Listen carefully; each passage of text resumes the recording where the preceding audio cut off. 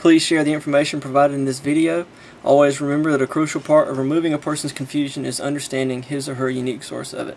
In this video, we're going to look at some of the attempts of ministry that have worked in the past in America, but they're not working anymore, and sort of why. Now, ministry is, in essence, in the church, we're talking about meeting people's needs, which is obviously a good thing to do. And we do it because literally we love people, because Christ loved us. If Christ died for our sins and was punished in our place for the evil things we have done, and giving us forgiveness through that, that's the greatest act of love. And you receive it through faith. But we do that because we love people. And because people see real, genuine love in us, they start to think that this Jesus stuff might be for real. Now, the bad way to do that is to say, hey, I love you, I'm going to give you this apple, because it's delicious, isn't it? But you have to become a Christian if you don't, listen to my story about Jesus. Or if you won't get the apple if you don't, become a Christian, or if you don't just hear my story, or we kind of hold the sandwich ransom or the apple ransom. And that's, of course, the wrong thing to do, because that's not real love. We don't really care about them getting the food. But it certainly has been something Christians have done, and it does draw people in simply when it's real, when you really love people. So the early church there in the book of Acts, they fed people. They pulled their money together and tried to make sure everyone was fed, and especially if you were a member of their congregation. They took care of one another, they loved one another, and people were added to the group day by day. But in our day and age, we're fairly fat, and we're not that hungry, at least not here in America, so that ministry would be meeting a need that doesn't really exist anymore. And when the needs of society change, ministry loses its effectiveness, and it ceases to be a draw for people to the faith. So, for example, in America, once upon a time, there was no such thing as public school, so Sunday school was provided to teach people how to read and do math. But once public school became a reality, Sunday school ceased to be a ministry in that way. If it wants to do ministry through Sunday school, then it would be something other, but you're not really meeting a need, because the need doesn't exist anymore. People can just go to public school.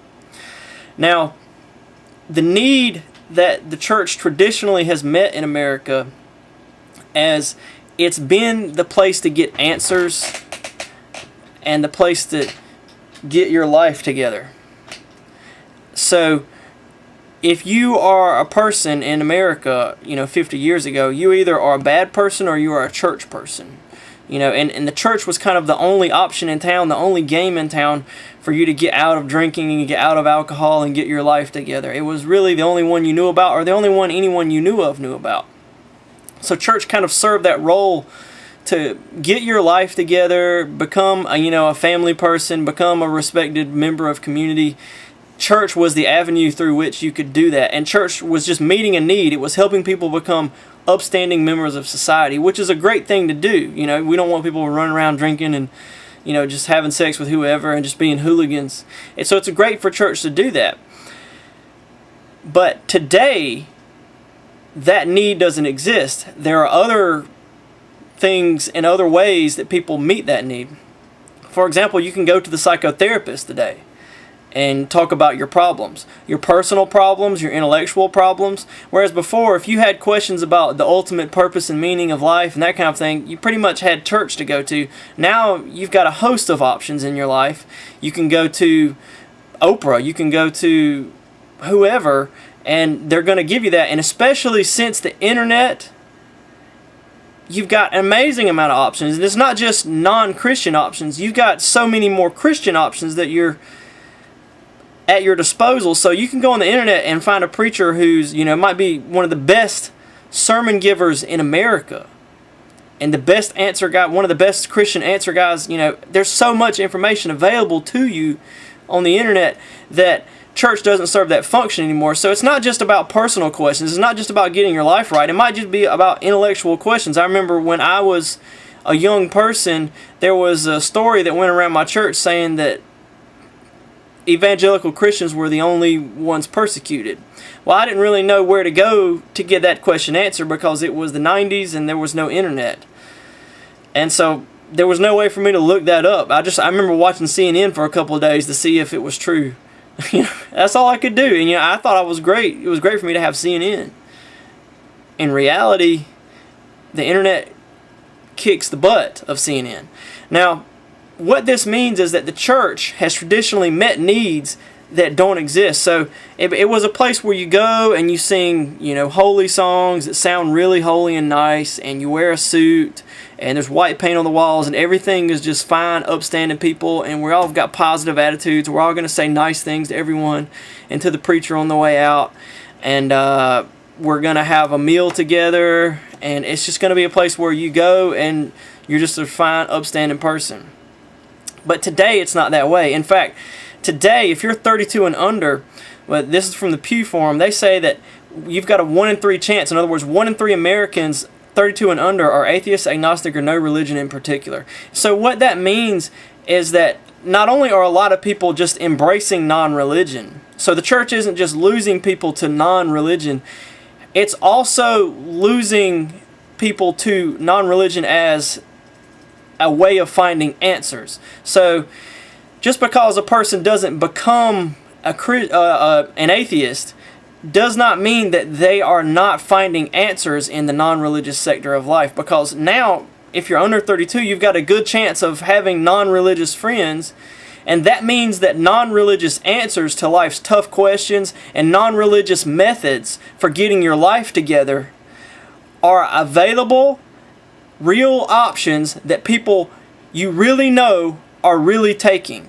And so you may not turn to those things. You may turn to the psychotherapist. You may turn to some advice from your TV show, from Oprah, from Dr. Phil or something, or someone you found on the internet. Or you may turn to, some preacher you found on the internet. You can find just about everybody's there's amazing articles, there's amazing videos out there. And so what this means is that the church is meeting needs that people don't have. It's no longer a portal for just information on things, because people have way too much information thrown at them. And in fact, what the Barna Group has found is that people today, young people today, are far more likely to draw their answers in their life from a variety of sources. Whereas before, they were more likely to draw it from either their family or their church. Today, people find answers from a wide host of sources. So you look at history in America. First, the internet hits the scene, and then 9/11 happens. And what this says to us is that, hey, there are other religions out there, and people really believe them. And we don't agree with it, but it sends that message. And then there's the internet for them to go check it all out. And so what this means is that the church traditionally is meeting needs that no longer exist. Society has moved and shifted and has found a way to get information and to get answers. So the church cannot meet the need of just getting answers and think that they're the only ones in town doing that.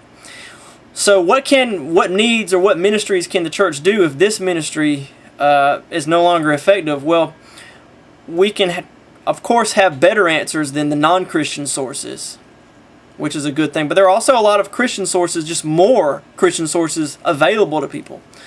So the church can A, find better answers, but B, I think one of the things the church can do is the local church can kind of make sense of the plethora of information that's available. There's just so much out there that one of the things the church, I think, can really be effective at today is making things more practical and making sense of it all, because we're just overloaded today. There's you go to the music store and they can't even contain all the bands that are coming out. You got to go online and there's 1,000 different songs for you to download, and there's so many different videos for you to watch and so many different blogs for you to read that people are just overwhelmed.